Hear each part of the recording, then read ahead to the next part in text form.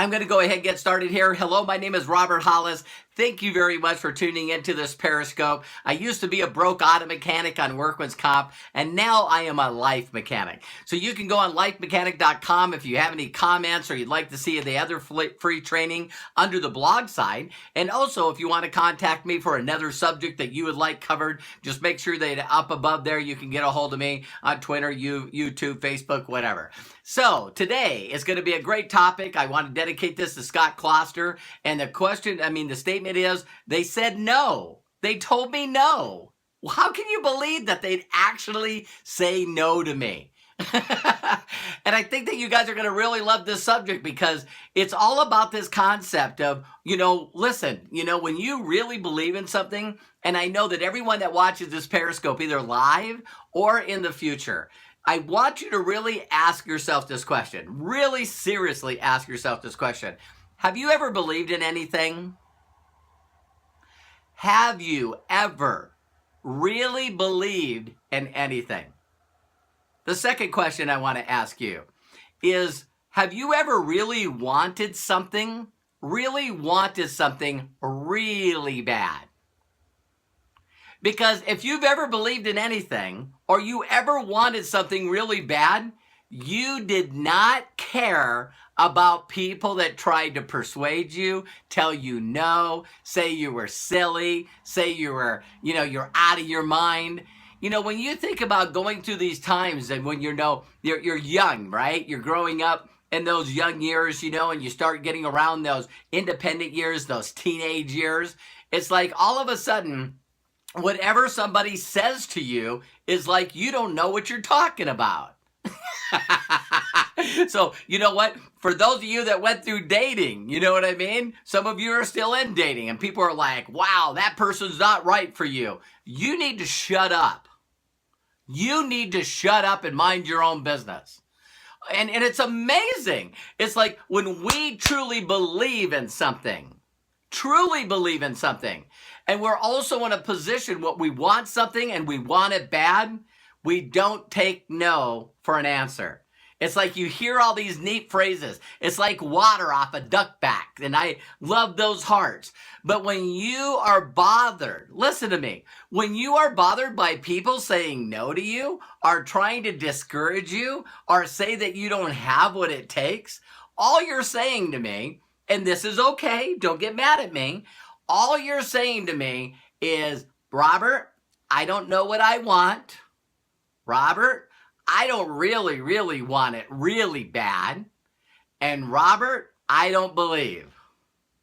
I don't believe in what I'm doing, or I don't believe in what I'm doing. I don't believe in me. So if you believe in what you're doing, and you believe in you, and you know what you want, and you want it bad, the no's are like a waste of time. It's like, it's funny, you'll actually go through it if you think about this in your lifetime, right? Maybe it was things like, I want to get my driver's license, or I want to get married, or I want to have children, or I want to go on this vacation. Whatever it is, you got to think back to times in your life where you would not take no for an answer. You wouldn't take no for an answer. And what I love is, guess what? All of us sort of get beaten down in our life. I know we do. And we get beaten down and we just don't want to try anymore. But what's the alternative? What's the alternative to not trying? Having nothing? Serious. So here's some of the concepts I want to share with you on how to be able to go through those no's. First of all, just understand that no's are just part of the process. You know what I mean? It's like you're always going to have people that are disagreeing with you. And when I raise my children, I talk about this, my sons, and I talk to them about the 30-30-30 rule. And I won't spend a lot of time on this, but I want you to think outside of you, okay? And the 30-30-30 rule is that 33% of the people have no clue what's going on. I mean, if you look them up in Wikipedia, under clueless, there are pictures there. And these are just people that, they're not only clueless, they don't know what they don't know. They are just totally out there. Then you got another 33% that are violently opposed. They are so violently opposed to who you are, what you do, what you stand for. And I know some of you are going to be blown away when I say this, but they're so opposed to who you are and what you stand for and what you live that if they got a chance to kill you, they would. You think I'm joking? I'm not joking. Whether it's religious beliefs or, something that someone fed into them and they listen to all this propaganda and BS, but it doesn't make a difference what you think. Their answer is no. So I want you to really think about all the people out there. And I use this all the time, the third group of people, the 33%, and thanks a lot for the hearts. The other 33% are the people that agree with you. Now, here's the problem with the 33% that agree with you. Is to what degree? What degree do they believe in you? Do they believe in you and agree with you because they just are not confrontational? Are they agreeing with you because they're comfortable?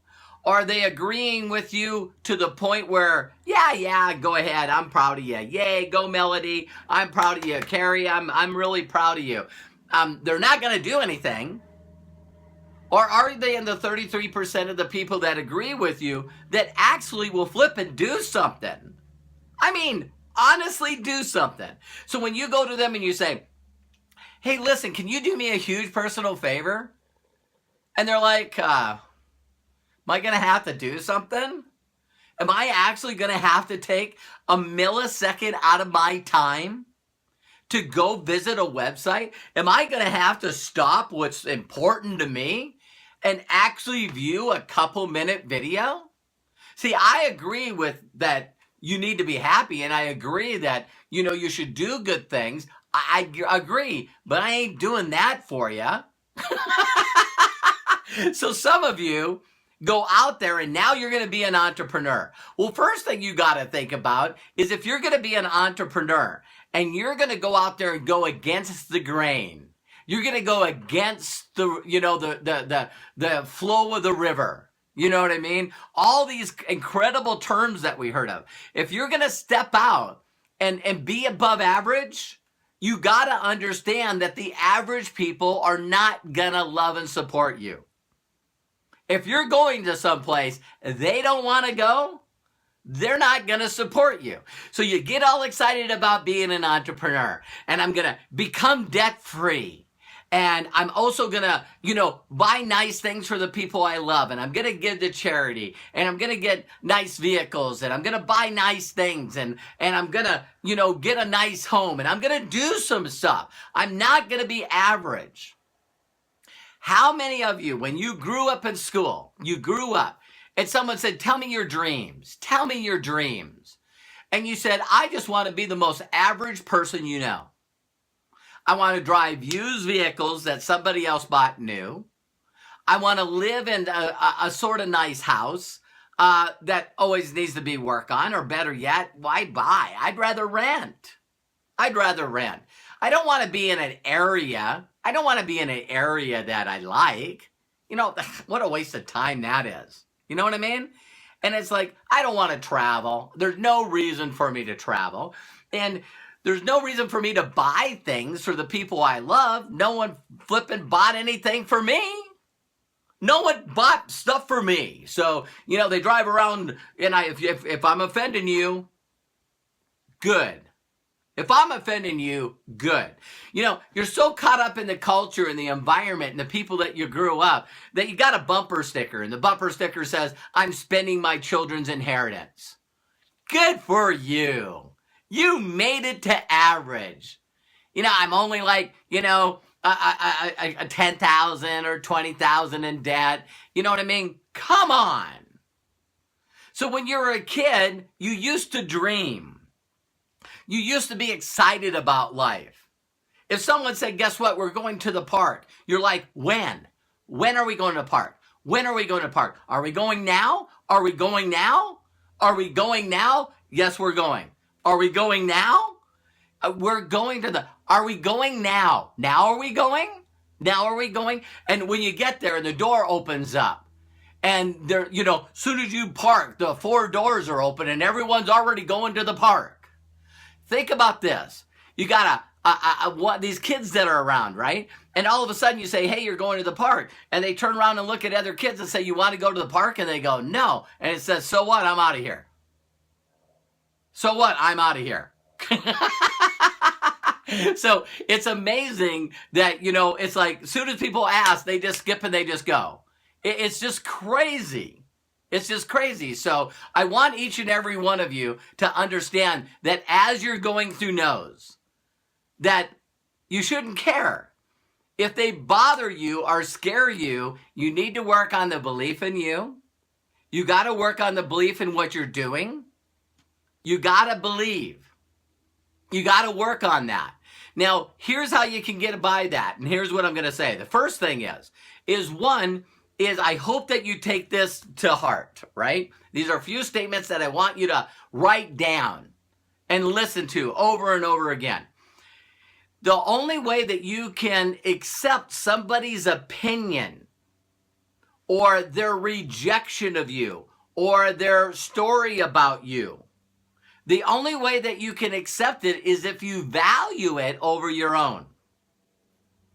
See, so if someone says, you shouldn't be an entrepreneur, and you're like, really? You're accepting their opinion over yours. If you say, listen, I'm going to go out there and I'm going to help people become successful. And they go, that's dumb. That's not going to work. Oh, really? See, you're accepting their opinion and their value and their lifestyle over your own. My mentor used to say to me, Robert, if you listen to anybody other than me, you deserve it. You get their lifestyle if you believe what they're saying. So I was looking around, and I'm not trying to be mean, ladies and gentlemen, but I looked at all the people that I was hanging around. I looked at my family. I looked at my aunts and uncles. I looked at all the friends that I grew up around, and I didn't want their lifestyle. I wanted something better for me and my family. I wanted stuff that is really better for me. So once I realized what I wanted, then I didn't accept their opinion anymore. I didn't listen to their stories anymore. When they told me no, I expected it. I would have been more surprised if they said yes. And I'll tell you one thing, because I know a lot of you are in different companies. My first company that I got involved with sold water filtration. They made bottle quality water for 3 cents a gallon. And I was going up to people that I loved, that I cared for. I'm going, listen, hey, did you know how many chemicals are in the water? And they're like, hey, I don't care. But, the government's not going to put bad stuff in your water. I'm going, that's what I thought. But Ralph Nader, a consumer advocate, found out that there's like 3,800 chemicals in your water. There's not one water source that's really safe. See, what do they put in it? What do they put in it to stop bacteria from growing? Chlorine. Okay, so wait a minute. They put poison in it to kill it and kill the living organism so they don't make you sick. But a little bit of chlorine's okay for you. And a little bit every day, and in your your coffee, and a little bit in your food that you eat, and a little bit in the Kool-Aid, and a little bit in everything. It's like, come on. You know what I mean? And I would go out and try to educate. This is bad. I'm telling you not to do this.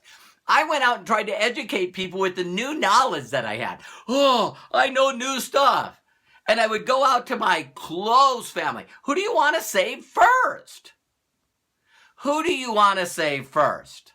Your family. And I'd call them up and go, hey, listen, did you know what was in your tap water? Well, if there was something bad in it, you know what I mean? If there was something bad in it, the government wouldn't put it in there. I'm going, come on. And then the next thing is like, well, I'm not dead. Dad's not dead, and Grandpa's not dead. And I was like, wait a minute here.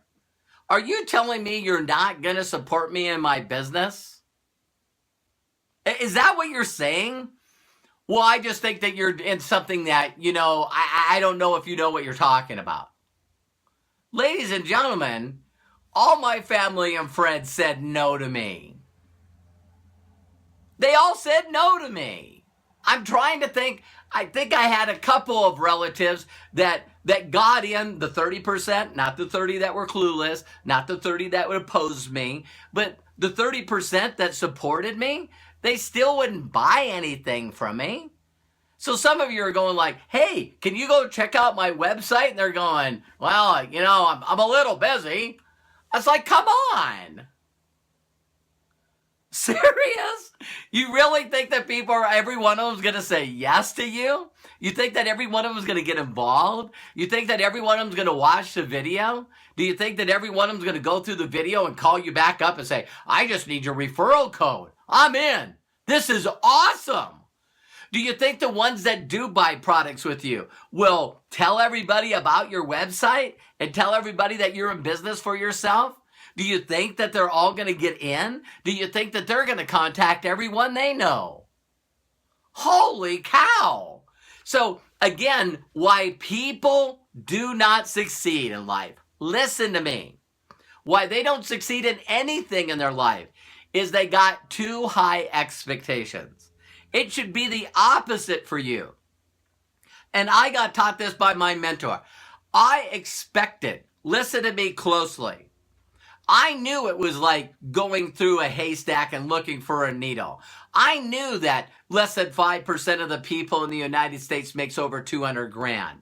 I know that people are lazy. I know that people are comfortable. I know people are know-it-alls. Did you hear me? There's 4 groups that you're going to run across. You got the people that know everything, and if you don't believe them, just ask them. You got the other group of people that are comfortable, and I mean they are comfortable. If you ask them to go out of their way to watch a couple-minute video or be nice enough to buy products from your business to support you, whoa, you're asking a lot of me. You know what you're asking? It's like, I'm asking to help you out. Then you got the know-it-alls, right? You got the people that are so comfortable, they're not going to do anything. But these are the same people that you already do are comfortable. These are the people that if you called them up and said, hey, listen, I need a ride to the airport. I'm sorry to call you, but I got to be at the airport at 5 in the morning. And it's like, can you call somebody else? Hey, can you come over and help me move? No. They'll tell you that they will. Oh man, did you guys notice this? People lie. Did you know that people lie? They absolutely, yeah, I'll check out your video. Yeah, send me your link. Send it on over. Yeah, I'll be there to help you out. Yeah, I'll come help you move. You can count on me. Really? Man, I used to be involved in this profession of marketing where I had to invite people down to like a weekly meeting or invite people over to a party at a home. You can count on me. I started like trying to trick them. I say, listen, can I count on you to bring the chips? What? Yeah, we're gathering, we're going to have a little bit of drinks and stuff like that. And, so if you don't show up, there's going to be no potato chips at the party.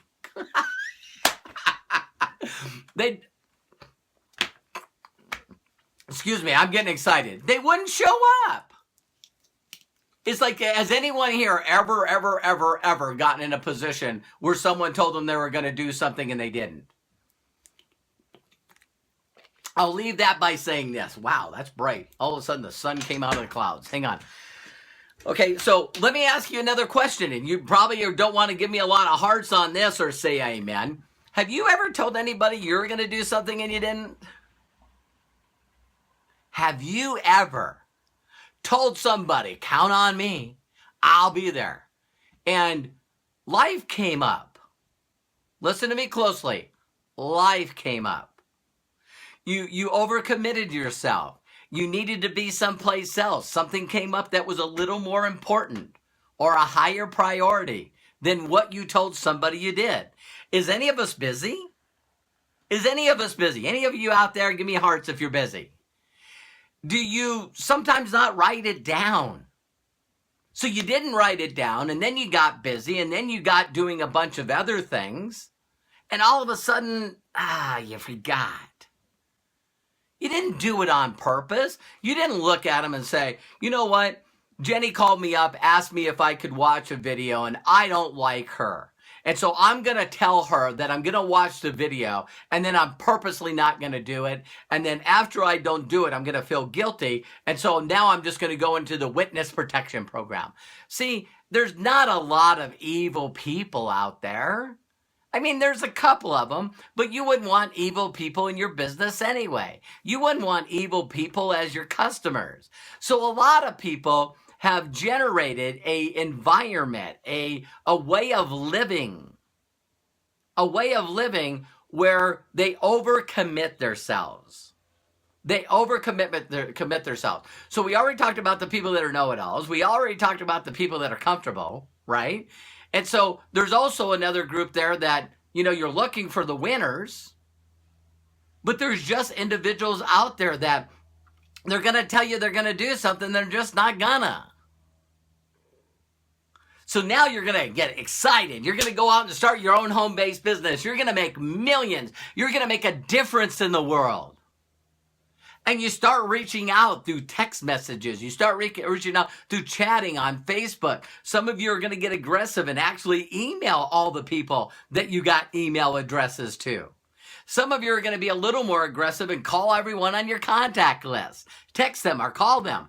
And you're going to get people that are going to say no. So you're going to get people that no longer got the right address, phone number, beep, beep, beep. Sorry, this is disconnected. That's part of life. You're not doing anything wrong. There's not something wrong with the business that you're doing, being an entrepreneur. Move on. Fast and quick. You're going to send some emails that are going to come back undeliverable. Oh no, what am I going to do?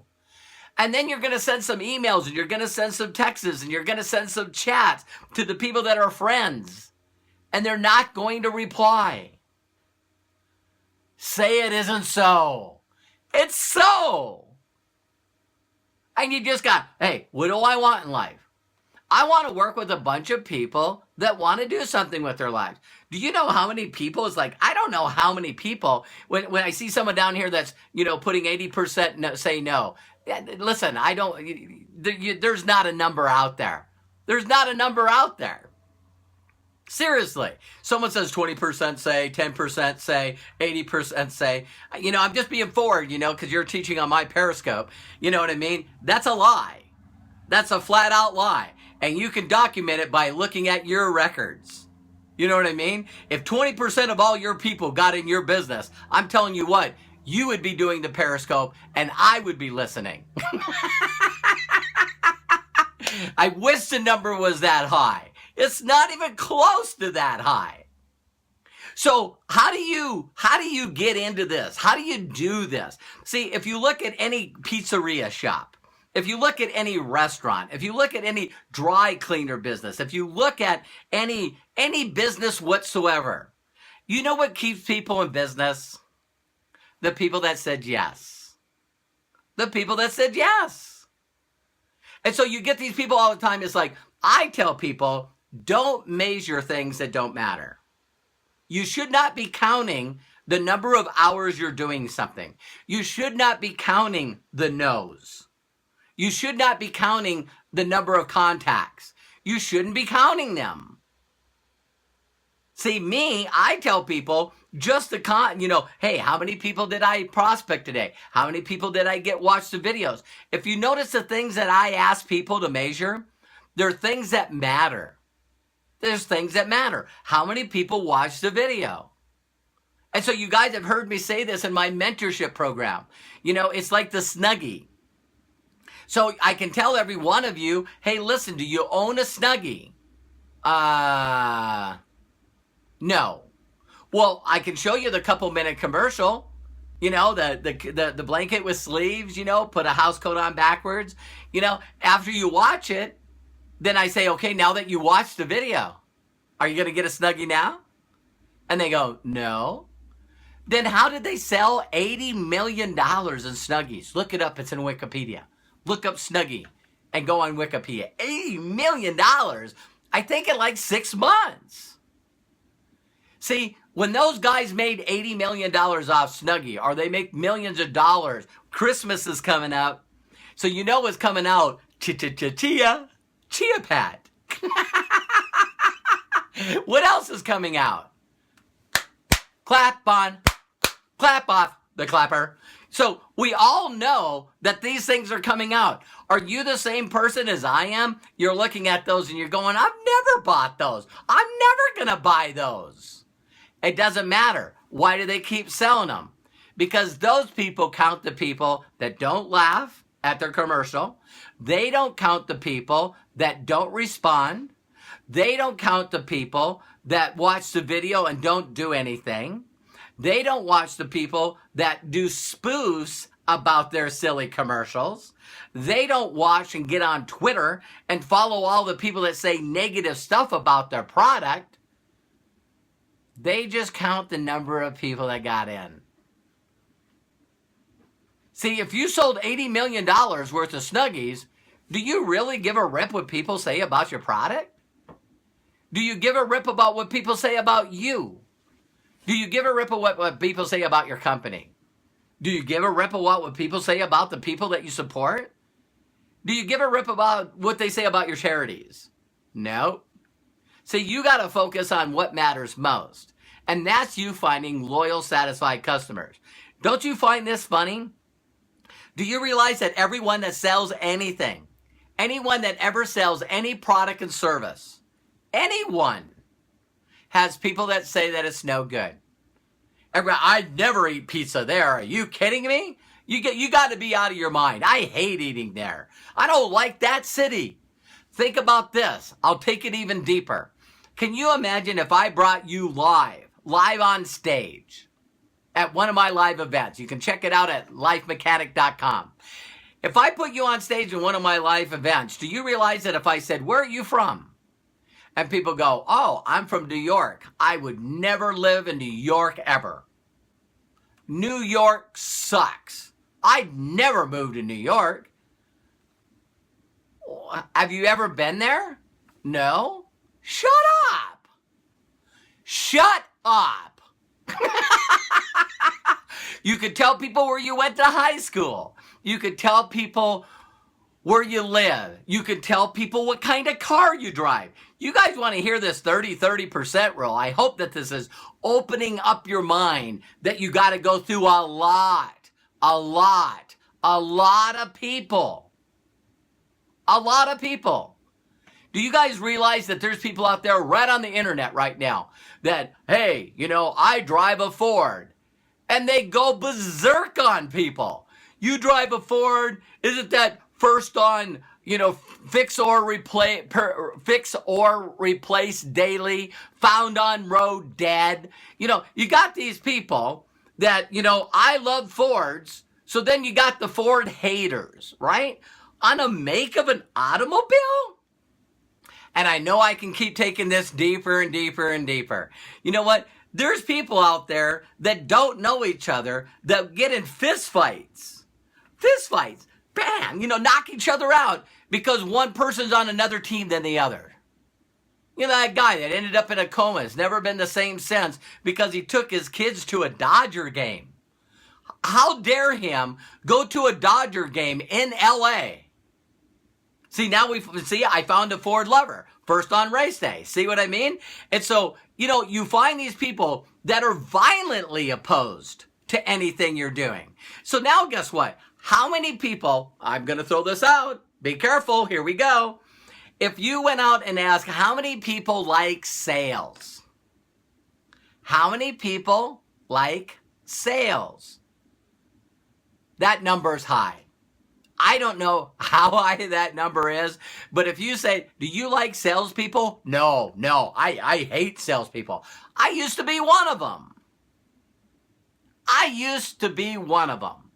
So now what you do is you go out there and you're trying to share, and you're trying to share your opportunity, or you're trying to share your product or service with people. And you're not learning how to build a relationship. You're not learning how to ask a favor. You don't know how to do that yet. And when you go out there, you think that you're not a salesperson, but you start saying salesman stuff and they say no to you. See, Big Al Schroeder, Big Al, Fortune.net, FortuneNow.net. Just look for Big Al. He was saying, why not form your questions that you're asking people where you can't get a no? You can't get a no. When you do presentations, I don't want to get too crazy here, but when you're working with presentations, you never want to ask a question that allows people to sort of think. I'll give you an example. If you said, how many people are in California? I think there's 32 million. No, there's not. There's 34. So you got the right fighters. You know what I mean? There's people right now that are watching this video that they need to be right fighters. I'm a right fighter. I know. It's like, wow, I'd rather be wealthy than right. I'd rather be happy than right. I'd rather be a lot of things than right. I don't need to be right. And there's some people out there that grew up their whole life in their environment and culture. They're right. Well, guess what? They're also usually know-it-alls. They fit in that same category. So when they turn around and you tell them, hey, listen, do you know what about now? No, I know what it is. So see, watch this. You could say there's 37 million people in California. So first I asked the question, listen, I asked the question, how many is there in California? And I get all these people debating. Okay, then I could say a number. There's 37 million people in California. And I get all these people. That ain't right. No, there isn't. There's not that many. There's way more than that. How does he know? Right? So that's another way. I'm asking the same question. So the first way I'm going to show you, first one is, how many people are there in California? Don't do that. Second one, there's 37 million people in California. Don't do that. Watch me ask the question one more time to everyone that ever watches this video. Wouldn't everybody agree that there's a lot of people in California? Yeah, I can agree with that.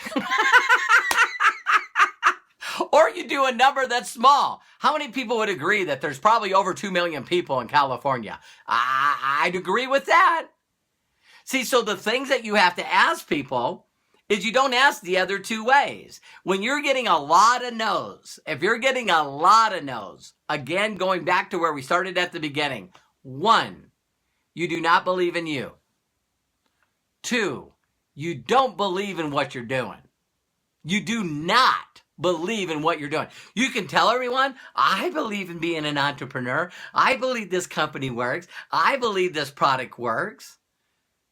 See, if you don't believe in you and you don't believe in what you're doing, then you're not going to go out there and get rejection. Got it? If you do believe in you, and you do believe that you can do it because other people can do it, and I'm telling you, you can.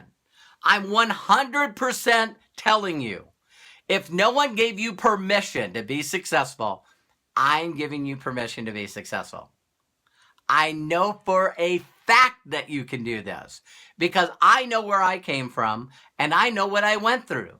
And I've also helped a lot of people make a full-time, tens of thousands of people I've helped make a full-time income and never work for anybody ever again. Buy those things that they deserve. Take care of the family that they love. Travel the world. Give to charity. See, I've helped a lot of people do it, so I know that you can do this. So now what you got to do is you got to learn to ask the questions in the right way so people don't reject you. Does that make sense? I don't like rejection. So I learned a way where I could go out there and say, hey, listen, could you guys do me a huge personal favor? Please? I'm building a company and I'm helping a lot of people never work for anybody again. Do you know of some people that might be interested in learning a little more about that? I would love to send you over a video. You got to just watch it for me. It's very short. Did you notice I didn't say how many videos and how much time they are? See, some people want to add all the, hey, I want to show you a video that's 9 minutes and 13 seconds. That's like saying 37 million people in California. You can mess up your question by just that little bit. And people go, oh my God, I don't have 9 minutes. Oh my God, I don't have 9 minutes. So I'm going to turn around and say, hey, could you do me a huge personal favor? Yeah, I know once you watch these videos, you're going to know some people I can help. They're very short videos. Can you watch them for me, please? Sure. All right. So a lot of people will say this all the time, and I'll close with this because it's getting long Periscope here. It's like one of the things that a lot of people don't realize is that the reason that they're getting no's is because they're asking questions that someone can answer no to. See, I'm asking questions like, how many people would agree that there's over 2 million people in California? Yeah. I don't you see the value in working with someone that's already been successful? Yeah, I do. Could you see the value that the learning questions where people can only say yes or no thank you? Yes, see what I mean? So, they told me no. I just want you guys to know that you got to find a way in your heart to believe in you. You got to find a way to believe in what you're doing. If other people did it, so can you. And what you got to do is stop measuring stuff that doesn't matter. Now, I'm going to close this by saying this one statement. I got excited today. You can see I love this. Thank you, Scott, again, for bringing this up. There's people out there that say stuff like, if I had $1 for every no that I got, if I got $5 for every no that I got, I'd make millions. Well, first of all, that's BS. That's just total malarkey. Why? Because you didn't ask 1 million people and got 1 million no's. You didn't. Anybody out there that's like a super salesman, it's impossible to talk to 1 million people personally and get a no answer. Come on. So now I'm going to tell you another phrase. You ready? Because I love reframing things. Everything I do that I'm holding back with is I just rephrase it. I just say it different. So now watch this. I have no idea, no clue how many people I talk to a day. I have no clue how many no's I get, how many, not really no's. I don't know how many people don't reply to me, which is probably the same thing. I don't know how many people don't respond. I don't know how many people I might have got a wrong number to or whatever. I don't measure stuff that doesn't matter. So instead of saying, wow, I can say this to you, instead of saying, if I had amount of money for every person that told me no, I'd be a millionaire. No, I can tell you because I didn't measure things that didn't matter and I believed in what I was doing because other people did it, I could do it. I'm going to get better every day. I'm going to get better every day. In every way, I'm going to get better every day. I'm just going to keep doing it. I know if others can do it, I can do it. And since I don't measure what doesn't matter, all I can tell you is that I've made over $46 million by the people that said yes. I made not only $46 million, I've helped 45 people make over $1 million a year. I've helped thousands of people make 6 figures a year. I've helped tens of thousands of people all over the world never, ever work for anybody ever again. So, I would suggest that you do the latter.